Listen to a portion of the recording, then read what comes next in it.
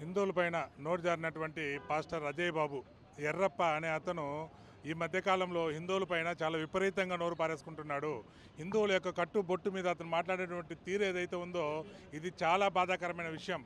కేవలం హిందువులు ఏదైనా చిన్న మాట మాట్లాడితే హిందువులను అరెస్ట్ చేస్తున్నటువంటి ఈ భారతదేశంలో, ఈ హిందుస్థాన్లో హిందువుల్ని అవమానకర రీతిగా ఎంతో దిగ్భ్రాంతికరంగా వాళ్ళు మాట్లాడుతూ ఉంటే ఈ పాస్టర్ అజయ్ బాబు అనే అతని మీద ఎటువంటి చర్య తీసుకోకపోవడం చాలా బాధాకరం.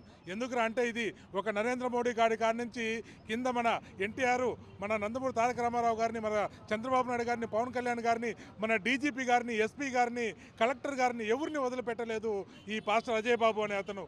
బొట్టు పెట్టుకునే ప్రతి మగవాడిని ఎంతో చులకనగా నీచంగా మాట్లాడినటువంటి ఈ అజయ్ బాబు అనే అతనికి ఖచ్చితంగా వెంటనే అరెస్ట్ చేసి అతను బయట రానియకుండా చూడాలని నేను ఈ ప్రభుత్వాన్ని వేడుకుంటున్నా.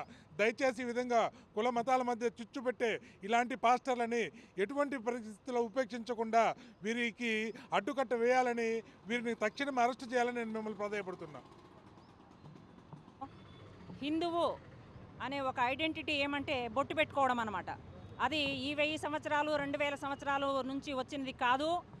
గత లక్షల సంవత్సరాల నుంచి హిందువులు బొట్టు పెట్టుకుంటున్నారు అని విగ్రహాల్లో కూడా మనం చూస్తున్నాము. ప్రతి దేవాలయంలో ప్రతి చోట హిందువులు ఉండే చోట హిందువులు బొట్టు పెట్టుకుంటారు.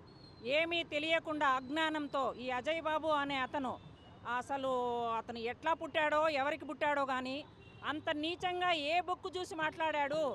అంత నీచంగా మాట్లాడిన వాడి మీద ఇంతవరకు యాక్షన్ తీసుకున్నట్టుగా ఏ మీడియాలోనూ రాలేదు.